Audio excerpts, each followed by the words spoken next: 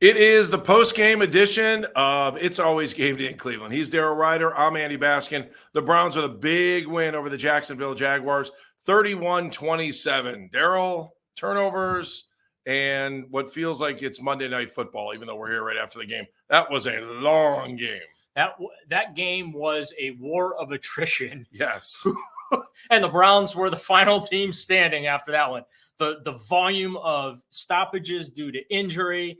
We had 7 turnovers in this game. There were about 3 times where you thought the Browns were really going to put the boots to the Jaguars and pull away. And Jacksonville, some way, somehow, found a way to hang into the game up until the very end. But, yeah, I mean, the importance of this win, Andy, cannot be overstated in what this does for the Browns. Number one, it gives them a little breathing room now. They are now 8-5. We'll see how things play out, but they should still be the number 5 seed in the AFC. This was against an AFC opponent, quite frankly, what I believe to be a playoff preview. I think we are going to see Browns Jaguars round 2 in Jacksonville on Super Wildcard weekend, because Jacksonville is leading the AFC South, and they right now have the worst record of all the division leaders, which would make them the number 4 seed. So it feels like these two teams are on a collision course to do this again in about 5 to 6 weeks. And let's hope they can play it under 5 hours if they do. Oh, man. So I think what's interesting, too, is we sit here and tape this podcast, which was after the 1 o'clock games. The Ravens are number 1 in the AFC. The Browns are, 5? Steelers 6. And Cincinnati is now 7 as we speak right now. Right. And again, a lot can change based on the outcomes of the remaining games here. But this is a very tight, competitive playoff race right now. And that's why this win was so important, because the Browns don't have a lot of tiebreakers, or they did not have a lot of tiebreakers coming in to this particular week. I mean, the league had them as the number 7 seed up until the Steelers lost on Thursday Night Football to the New England Patriots. So that really helped the Browns, the fact that the Steelers lost that football game. But now you beat Jacksonville. Chicago comes in here next week, and we're going to get into that whole thing. Then, of course, you got the trip to Houston for Christmas Eve. Takes some pressure off that particular game, although CJ Stroud got hurt for the Texans. We don't know how bad that is. I mean, it's just been a wacky, crazy year around the NFL. Of course, they finish up Thursday Night Football against the Jets here at Cleveland Browns Stadium to wrap up the home portion of the schedule and likely the final game of the season at home. And then, of course, they finish in Cincinnati. But, talking in the locker room to a couple of guys, I bet they realize just how bat bleep crazy this season has been for the Cleveland Browns.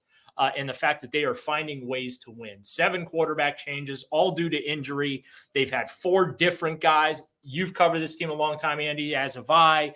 We have seen these type of seasons go south in a hurry. And here we are in mid-December, Joe Flacco on a couch, November 16th, and he throws for over 300 yards and 3 touchdowns.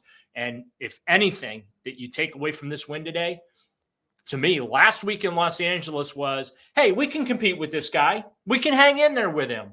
Sunday's game against Jacksonville, Andy, we can win with this guy. And I think that is the biggest statement to be made. I think the funniest line I heard all week was wacko for Flacco, because I think Browns fans will be that moving forward. After this game, he has just brought such a sense of calm, not only to the huddle, but his ability to find multiple receivers. 9 last week. Would he have 8 again today against Jacksonville? So, and maybe even more. I don't know if he caught somebody late. 8 again. So he's been able to mix it up, but he brings us, like I said, a sense of calm and confidence that we just haven't seen in ever. I'm sorry. I'm like, when he walks out on the field, he's got some swagger that we've never seen before. Well, at least it's been a long time since we've seen it. But what I've not seen before is how well he sells the play action. That was impressive to watch against Jacksonville. David Njoku wide open twice for touchdowns. David Bell on a 4th and 3. There wasn't anybody within 3 counties of Cleveland Browns Stadium of David Bell. Kevin Stefanski. Yes, Kevin Wait a minute. Stefanski. Did I really see that? Yes, you did. Your eyes did not just. Stefanski reacted to a Browns touchdown, pumping his fist in the air. Did he say anything in the press conference after the game? I was in the locker room during okay. that. I went straight to the locker room because, I just wanted to kind of get the pulse of what's going on in there and just the mood. But I'm sure he was asked about it, and I'm sure he, does what he does. I'm not quite sure. It's just but somewhere on the field, in the coach's room, we were probably smiling. But the way that, and a couple of his teammates in the locker room, Elijah Moore talked about this a little bit, just how well he sells that play action and can roll out. He doesn't have the wheels that he used to have, but he's still effective in making defenses bite on it.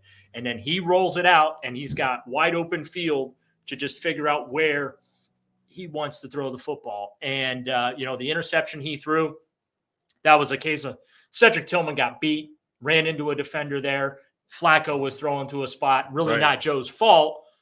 It looked like he was throwing it right to the Jaguars. He was throwing to a spot there. So those type of things happen. It was funny because I asked Jamel White about it right away, and Jamel said that Tillman missed his pick. It was a pick play on a timing route, and it just didn't go. And he's like within 2 seconds, I looked at him after the play, and he goes, "Not Flacco's fault." Yeah. So, but that to me, where this team is right now, Andy, that's the biggest takeaway from this game is that last week it was we can hang with people. Joe's going to keep us in games. We're going to have chances to win. Whereas Sunday, against the playoff team, against the team that's probably going to win their division, Joe Flacco beat them. And that, I think, is a massive confidence booster. And I think Joe's going to get better and better and better and better the more he plays. And I realize he's 38 years old, and Myles Garrett and teammates are cracking jokes about all the gray hairs on your head and on Joe Flacco's head and things like that. Garrett said that he and Kevin Stefanski must be brothers or something. But I mean, look, he now gives them legitimate belief that they can win games. And I think there's something to be said for hanging in there and being able to compete versus actually being able to win games. And that's what they were able to do.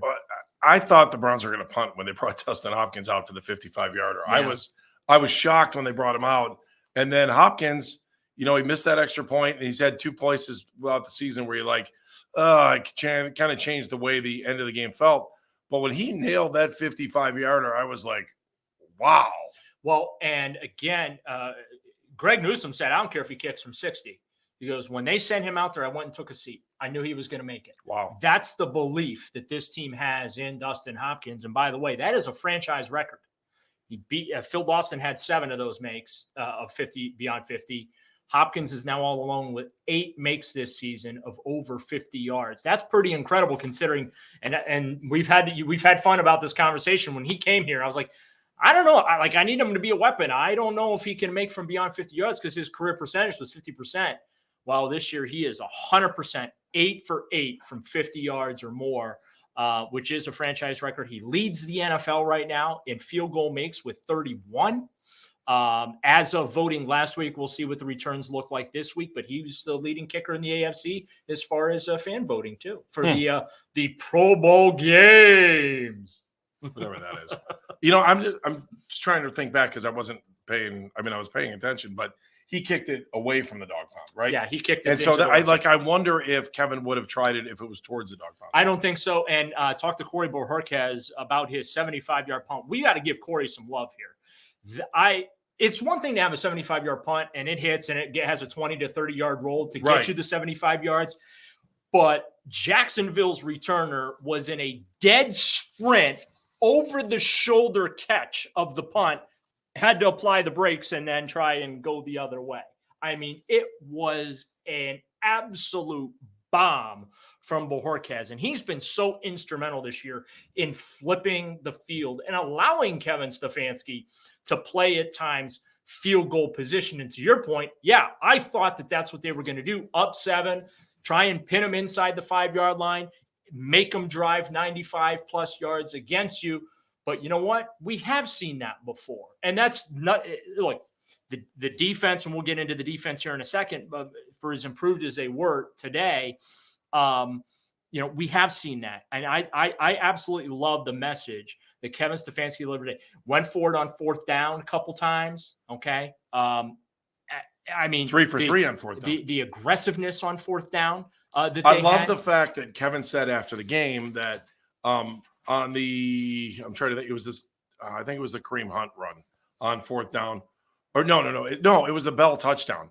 On the Bell touchdown, what was that, fourth down and 3, he said, I had a red hot quarterback and I wanted to stick with him. And I was like, Kevin, that's the kind of stuff that makes you a hero as a coach. But if you screw up and they turn around and they score, you get fried on the radio the next day. Right. But here's the thing, too. That's the human element of the game, right? For, the Browns are one of the teams that are in the forefront as far as the numbers game and things like that. And they get criticized and lampooned for it. But I am of the belief that every piece of information you can harvest that can help you win or give you an advantage is good information to have. It's how you apply that information. And the one thing you can't factor in when you're talking about that is the human element and, flow of the game. How are things going with the defense, offense, what's working, what's not working thing. You can't compute that and have it spit out to you. And for Kevin to recognize that he had which he did, had a hot quarterback and he went for it. I still can't believe how wide open David Bell was on that. I can't believe how wide open David Njoku was. It was almost like he hid behind the defender and then popped out. Right. I mean, Njoku burned him on the first touchdown. So you thought that they'd get the memo. You might want to cover 85 today. And then on the second touchdown, Njoku's wide open and he ended up, it was a 30-yard score, ended up running it in. After that, the final 23 yards or so into the end zone, I asked David after the game, when did you smell the goal line on the second one? Because you had a ways to go to get there. He said, as soon as I caught it, turned around, saw no one was there. I knew I had to score on that particular play. And Joe Flacco, first Browns quarterback of 3 touchdown passes of 30 or more yards since Brian Sipe, dating back to like December, I believe, of like 1980 or 1981. That's from the Browns PR department. It's been a long, long time since the Browns had a quarterback with 3 touchdown passes over 30 yards in a game. All right, let's talk about the defense. MJ Emerson, outstanding.